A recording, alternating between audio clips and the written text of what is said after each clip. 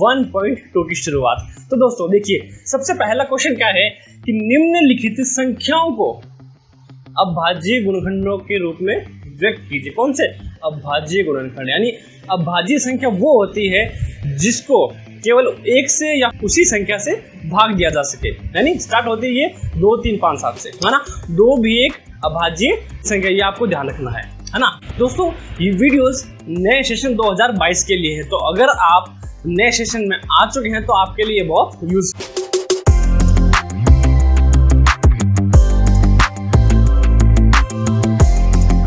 तो हमारा first question है कि 140 को हमें अभाज्य गुणनखंड के रूप में व्यक्त करना है। कैसे निकालेंगे? देखिए 140, सबसे पहले हम इसको देंगे भाग 7 से। 7 दूनी 14, फिर 0। अब देंगे हम इसको 5 से। 5, 5 चौके 20, बचा 4, तो 2 से 2 दूनी 4, बचा 1, तो 2 एकम 2। तो इसके गुणनखंड क्या हुए? इसके गुणनखंड हुए 7 गुणा 5 गुणा 2 गुणा 2। तो इसके हम लिखेंगे अभाज्य गुणनखंड होते हैं, क्या होते हैं? 7 गुणा 5 गुणा 2 की घात 2, क्योंकि 2 यहाँ 2 बार रिपीट हुआ है, तो कैसे 2 की घात 2 हम लिख सकते हैं। Got it. चलिए करते हैं next question. Question number second है 156। अब इसको कैसे करेंगे?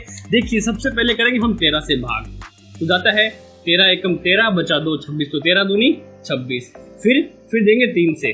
3 चौक 12, फिर आएगा 2 से, तो 2 दूनी 4 और 2 एकम 2, हमारा हो गया कंप्लीट। तो इसके अभाज्य गुणनखंड क्या होते हैं? अभाज्य गुणनखंड 13 गुणा 3 गुणा 2 एंड गुणा 2।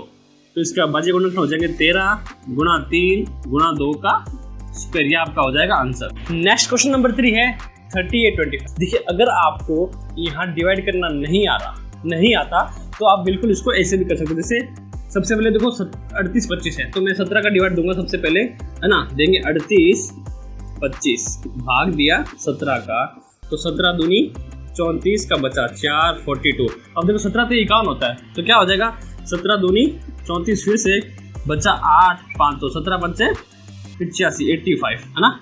तो क्या हो जाएगा? 225। फिर उसके बाद देखो 225 है ना। 225 5 से देंगे, तो 5 चौके 20, बचा 2 5, फिर 5 25 5 बार में, ये चला गया 45 बार। 5 से गया 45। अब देखो अब आपको आ जाएगा ना 5 9 जा 45, 5 से दिया, फिर 3 जा 9, फिर 3 से देंगे 3 1 जा 3। इसके अभाज्य गुणनखंड क्या है? 17 गुणा 5 गुणा 5 गुणा 3 गुणा 3। कैसे लिखेंगे? 17, फिर 5 का स्क्वायर, फिर 3 का स्क्वायर। आप चाहो तो इसे असेंडिंग ऑर्डर में भी लिख सकते हो। चलिए करते हैं नेक्स्ट क्वेश्चन।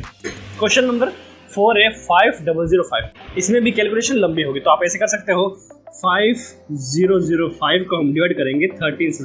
ये आपको चेक करना है कि डिवाइड किससे जाएगा सबसे पहले। ओके, 13 × 39, बचा 11 0, फिर 13 × 8 104, बचा 6 5, फिर 13 पंजे 65, ये चला गया 5 बार पूरा, तो आ जाएगा 385। 13 से गया, 3 है 385, ये जाएगा अपने 11 से, तो 11 3 33, बचा 5, 11 पंजे 55, चला गया पूरा, तो जाएगा 35।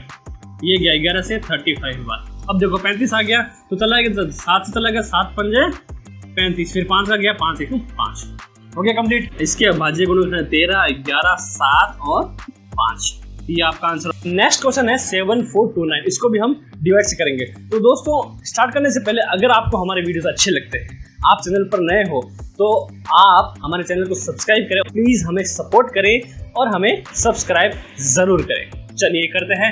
देखो सबसे पहले है 7429, है ना। तो ये जाएगा शायद 23 से, चलो करके देखते हैं। तो जाएगा 23 × 69, बचेगा 5, 52 आया, तो 23 दूना 46, बचा 6 9 69। तो ये था हमारा 23 3 × 9 3 दूनी 6 69। 3 जाएगा 3 बार, 69 का 69 आ गया 0, है ना। तो कितनी बार में गया? 23 का गया 323 बार में गया। फिर देखिए 330 बचता है तो 330 का जाएगा 19 का, 19 एकम 19 बचेगा पीछे 13 यानी चुका 3 और 19 सत्ते 133 आ जाएगा, है ना। कितनी बार में गया? 17 बार में गया, 19 का पड़ा 17, किसी के टेबल में तो नहीं आता तो 17 को 17 एकम 17, तो ये आ गया हमारे अभाज्य गुणनखंड। तो इसके गुणनखंड क्या हो गए? 23 गुणा 19 गुणा 17, ये हो जाएगा हमारा आंसर। हमारा आज का सेकंड क्वेश्चन है कि पूर्णांकों के युग्मों यानी ग्रुप को के एचसीएफ एवं एलसीएम ज्ञात कीजिए, यानी जो पूर्णांकों के युग्म दे रखा है उसका एचसीएफ और एलसीएम निकालना। हमारा फर्स्ट क्वेश्चन है 26 91, तो सबसे पहले हम एलसीएम निकालेंगे। 26 एंड 91, 13 दूनी 26, 2 एकम 2, तो जाएगा 7 से, 7 एकम 7, 7 के 21, फिर 13 प्राइम नंबर है तो 1, 13, 26 का गुणनखंड आए 13 गुणा 2, है ना, और 91 का आया है 7 गुणा 13। अब देखो इनका एचसीएफ क्या होगा? एचसीएफ जैसे कि मैंने कहा क्या होगा? हाईएस्ट कॉमन फैक्टर, यानी जो इनमें सबसे ज्यादा कॉमन होगा दोनों में। एक तो 13 कॉमन है, इसके अलावा दोनों में कोई कॉमन नहीं है, तो क्या हो जाएगा? एचसीएफ हो जाएगा इनका 13। और एलसीएम की बात करें अगर, देखो बाकी बचा हुआ सारा, है ना। अब इसमें 13 देखो कॉमन है तो 13 हम एक बार ही लिखेंगे, उसके बाद आया 7 गुणा 13 गुणा 2, है ना। अब देखो करते हैं, 13 दूनी 26, 26 गुणा 7 182, यानी एचसीएफ आएगा 13 और एलसीएम आएगा 182। उसके बाद हमें क्या करना है? हमें करना है इसकी जांच। जांच में क्या करना है कि दो संख्याओं का गुणनफल होना चाहिए एचसीएफ और एलसीएम के गुणनफल में, है ना। करेंगे जांच क्या करनी है कि संख्याओं का गुणनफल होगा बराबर एचसीएफ इनटू एलसीएम। अब देखो संख्याओं का गुणनफल कितना है? 26 गुणा 91, है ना, जिसका हमने एचसीएफ निकाला था, ये तो संख्या थी वो, है ना, वो बराबर होगी किसके? एचसीएफ और एलसीएम के। एचसीएफ क्या था हमारा? 13 था और एलसीएम था 182 यानी 182, है ना। तो 13 गुणा 182। अब देखो क्या करनी है? अब करना है मल्टीप्लिकेशन। करते हैं सबसे पहले 26 को करें 91 से, 6 2 6 54 का 4 5 9 2 18, 6 का 6 4 2 6 2366, है ना। उसके बाद है 13 गुना 182, तो 182 को गुणा करेंगे 13 से, 3 दूनी 6 8 के 24, 3 एकम 3 2 5 गुणा 2 8 1, 2366। यहाँ भी कितना आएगा? 2366। ये क्या होता है? इति सिद्धम। तो हम सिद्ध कर चुके हैं कि इस दो संख्याओं का गुणनफल बराबर होता है एचसीएफ और एलसीएम के गुणनफल। तो सबसे पहले हम करेंगे 510 का गुणनखंड निकालते हैं।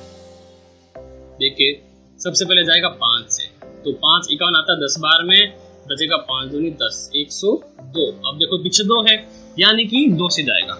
चलिए चेक करते हैं, 2 5 10, 2 एकम 2। अब देखो फिर आ गया 51, तो 51 जाता है 3 से, 3 1 जा 3 3 के बाद सॉरी 17 बार, और 17 किसी के पाड़े में नहीं आता, 17 एकम 17। उसके बाद है 92, क्या है 92, यहाँ करते नीचे 92 का हमने दिया। सबसे पहले देखो पीछे 2 संख्या है, क्या है 2 है तो देंगे 2 से, 2 चौके 8 और 2 6 12, 46 आया। फिर 2 से, 2 दूनी 4 2 3। अब देखो 23 किसी के पाड़े में नहीं आता, तो 23 एकम 23, ये खुद से पाड़े से ही जाएगा। तो देखो 510 के गुणनखंड क्या निकले? 510 के निकले 5 गुणा 2 गुणा 3 गुणा 17, ठीक है। उसके बाद 92 के गुणनखंड निकले 2 गुणा 2 गुणा 23। एचसीएफ निकाले जो कि क्या बोलते हैं? Highest common factor. तो देखो एक तो ये वाला 2, तो इसमें सिर्फ 2 है, बाकी 3 5 है ना, कोई मैच नहीं हो रहा। तो एचसीएफ आ जाएगा हमारा 2, और जब हम एलसीएम निकालें, है ना, तो इस 2 को हम एक बार लिखेंगे 2, फिर गुणा ये वाला 5 गुणा 3 और गुणा 17, गुणा 3 गुणा 17। फिर देखो ये वाला 2 बचा हुआ है ना, तो ये 2 और 23 ये दोनों बचे हुए हैं।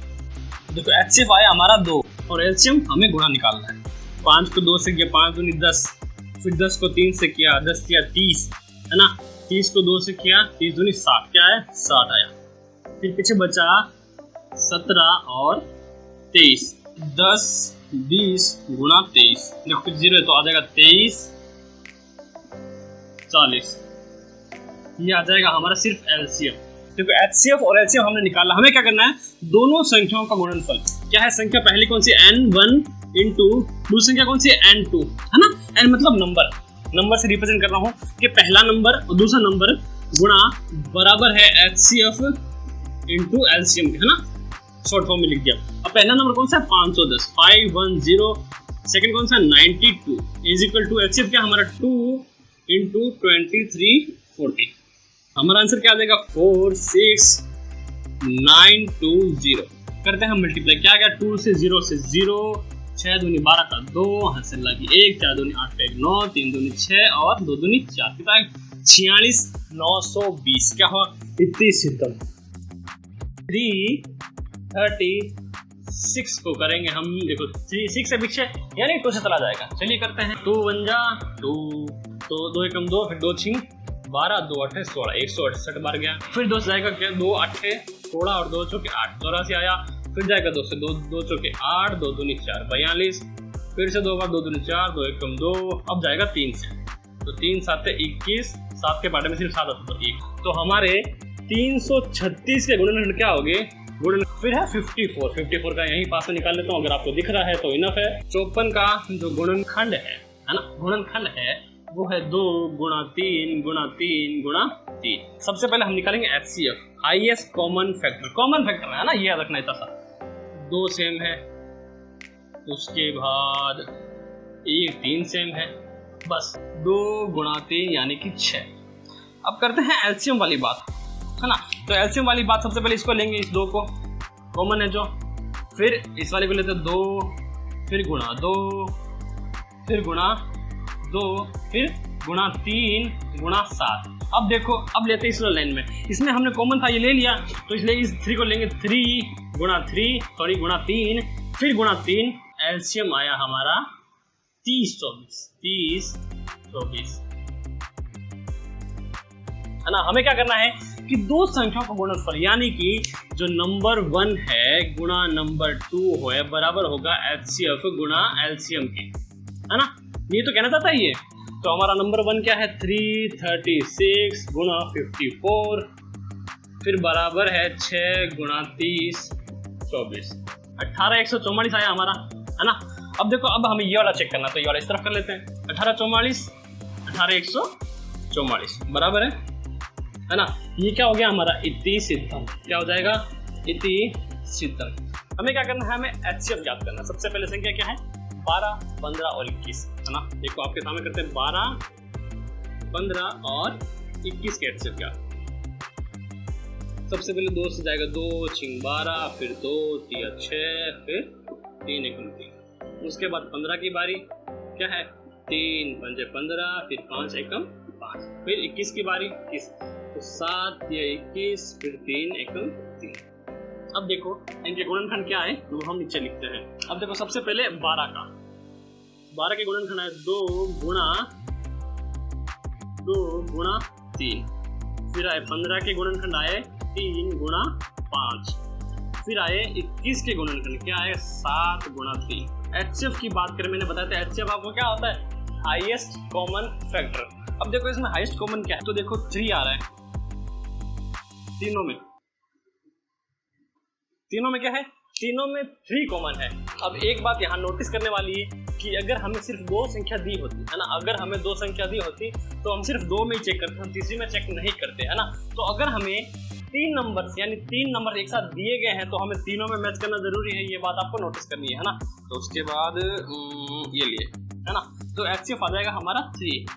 वहीं अगर हम LCM की बात करें तो 2 गुणा फिर ये वाला 2 गुणा फिर ये वाला 3। अब हमने 3 एक बार लिख दिया ना, अब हमने ये 3 जो एक बार लिखा है हम इसको रिपीट नहीं करेंगे। अब देखो इस 3 के बाद सीधा डायरेक्ट गुणा 5, फिर डायरेक्ट गुणा 7, है ना। तो इसकी कैलकुलेशन करेंगे। अब देखिए बहुत इजी है, 420, बस ये हमारा आंसर हो गया। हमारा आंसर क्या हो गया कि जो HCF है ना, HCF आ जाएगा वो आ जाएगा 3 और जो LCM आ जाएगा वो आ जाएगा 420। ये हमारा आज का आंसर हो गया। सबसे पहले देखो 17 का HCF क्या निकलेगा, देखो 17 का सिर्फ पढ़ा जाएगा 17 पे एक बार जाएगा, है ना। यही मजे वाली बात है। ये देखो 23 से निकाला, फिर हमने 23 किसी के पाड़े में नहीं आता तो 23 बनता 23। उसके बाद जो 29 है 29 है, तो उसका भी सेम सीन रहेगा 29 का 29 में से 17 का अभाज्य गुणनखंड क्या हुआ बराबर 17 गुणा 1, तो क्या आ जाएगा 23 का 23 इंटू 1, उसके बाद 29 का आ जाएगा 29 इंटू 1 यानी 29 इंटू 1। हमें निकालना है पहले HCF। क्या निकालना है? HCF निकाल। तो HCF क्या था? Highest common factor. अब इसमें तो कोई कॉमन फैक्टर है नहीं है ना? क्यों नहीं है? ध्यान से देखो, ये जो हमारा 1 है ये तीनों में कॉमन है और हमेशा रहेगा। अभाज्य संख्या में HCF हमेशा 1 रहेगा ना? बिल्कुल। अब देखो 1 आ गया यहाँ। HCM की बात करें हम, अब देखो 1 का तो 1 रहेगा क्योंकि कॉमन है। उसके बाद 17 गुणा 23 और गुणा 29, 11,339, 306 और 657 दोनों का HCF 9 दिया गया है और हमें LCM ज्ञात करना है। मेथड फर्स्ट में ये कह रहा है कि हमें HCF दे रखा है 9, किसका? 306 और 657 का। तो हमें LCM ज्ञात करना है। एक तो तरीका सिंपल सा है कि आप इसे डायरेक्ट गुणनखंड निकाल लो। क्या निकाल लो? गुणनखंड निकालो, वो भी 7। 306 और 657 के गुणनखंड क्या हो गए? वो है 2, 3 गुणा 3 गुणा 17 और गुणा 73। अब देखो 2 3 6 6 3 18, तो क्या आ गया? 18 गुणा 17 गुणा 73, 306 गुणा 73 क्या आ जाएगा? 22,338 आ जाएगा। 22,338 हमारा हो जाएगा LCM। पिछले वीडियोस देखें तो आपने देखा होगा कि हमसे पूछा गया था, है ना, एक क्वेश्चन में पूछा गया था कि नंबर 1 इंटू नंबर 2 बराबर होते हैं HCF और LCM के गुणनखंड। अब हमें ज्ञात करना है LCM। तो अगर मैं इसी को ही फॉर्मूला बनाकर क्या करूं, LCM गुणा HCF बराबर है नंबर 1 इंटू नंबर 2, है ना? बिल्कुल सही है, कोई दिक्कत नहीं है। हमें LCM ज्ञात करना है ना? LCM ज्ञात करना, तो अगर आपको पता है कि अगर कोई संख्या किसी के गुणा में है ना, तो उसको हम इक्वेशन के यानी बराबर के उस तरफ भेजते तो बट्टा में चली जाएगी, है ना, मतलब भाग में चली जाएगी। तो क्या होगा कि LCM बराबर हो जाएगा number 1 into number 2 upon HCF, है ना? अब देखो ये हमारा बन गया फॉर्मूला। क्या बन गया? ये बन चुका है हमारा फॉर्मूला, बिल्कुल बिंदास वाला फॉर्मूला। अब देखो LCM हमें ज्ञात करना है। नंबर 1 हमें पता है क्या है? 306। नंबर 2 क्या है? 657। दोनों आगे पीछे हो, कोई दिक्कत वाली बात नहीं, कोई फर्क नहीं पड़ता। अब HCF क्या दे रखा है? 9, है ना? HCF दे रखा है 9। देखो इक्वेशन आ गई, तो सबसे पहले 9 एकम 9। अब क्या आ गया? 34 मल्टीप्लाई बाई 657। यहाँ भी आंसर आया है 22,338, है ना?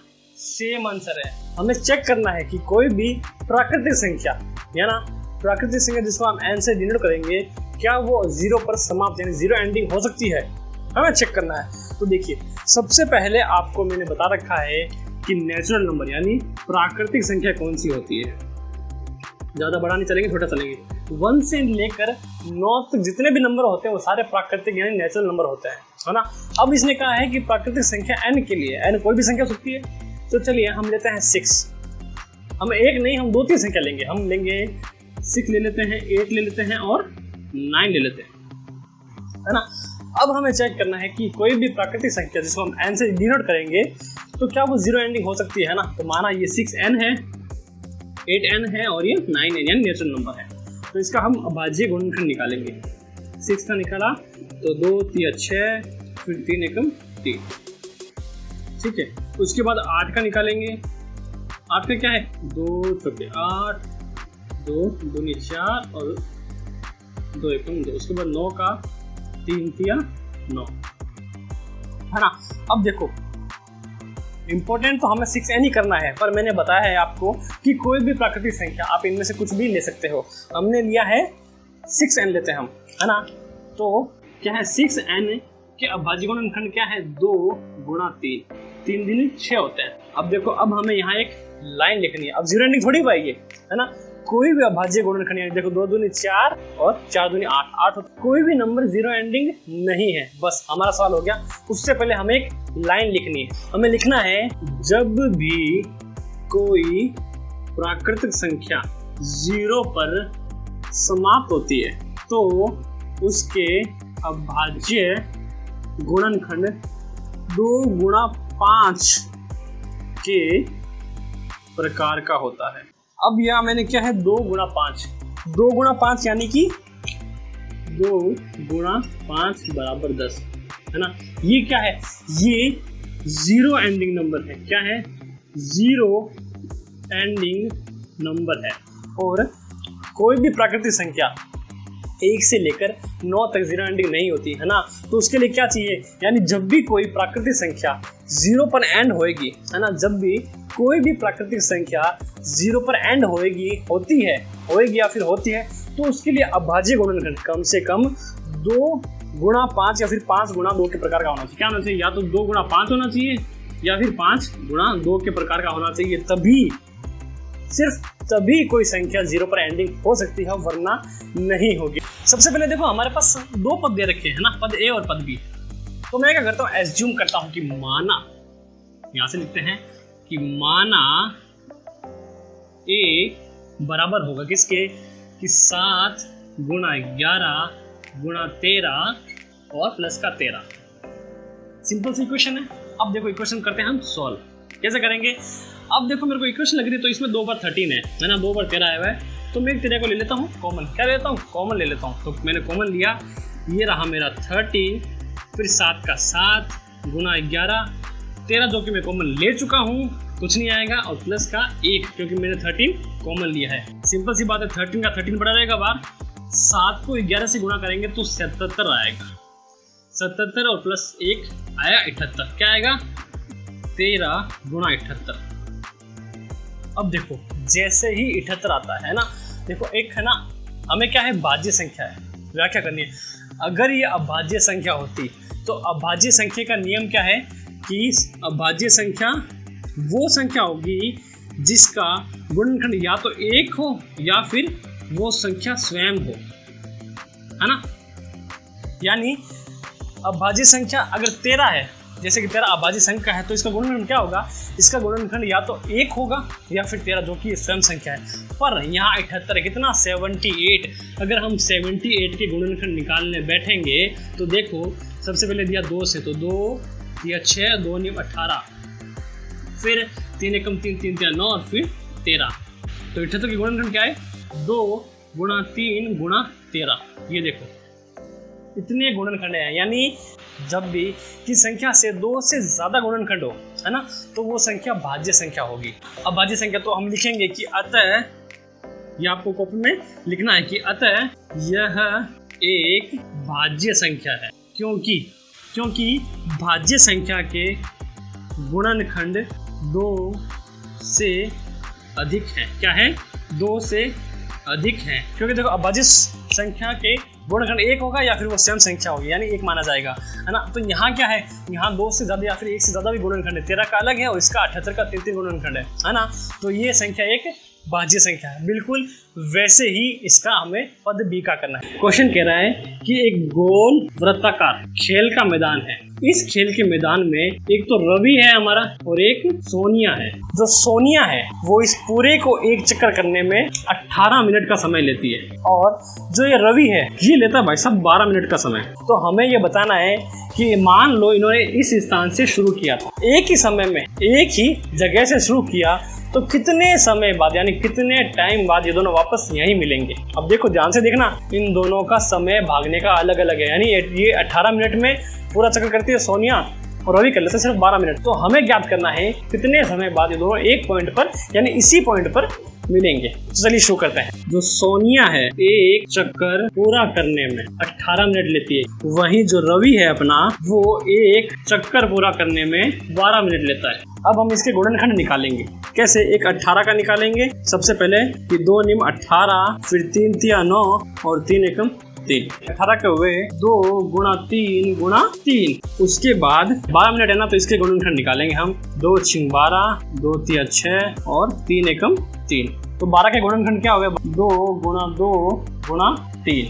गुणनखंड निकालने के बाद हमें इसका एचसीएफ निकालना पड़ेगा। एचसीएफ हम नहीं निकालेंगे। क्या है एचसीएफ की? हमें जरूरत नहीं पड़ेगी। हमारा आंसर एक्चुअली में एचसीएफ नहीं होगा। एचसीएफ क्या होता है? एचसीएफ होता है हाईएस्ट कॉमन फैक्टर। अब देखो इन दोनों की भागने की चाल है ना अलग अलग होगी। एक 18 मिनट में अपना राउंड पूरा करती है और एक 12 मिनट। तो अगर वो एक ही समय से शुरू करें तो वो दोनों आगे पीछे रहेंगे। तो एक समय ऐसा आएगा जब वो दोनों साथ में उसी पॉइंट मिलेंगे। उसके लिए हमें एलसीएम ज्ञात करना है, यानी लीस्ट कॉमन फैक्टर। तो उसके लिए जो एचसीएफ हमारा सबसे इजी रहेगा ना, हाईएस्ट कॉमन फैक्टर देखते हैं।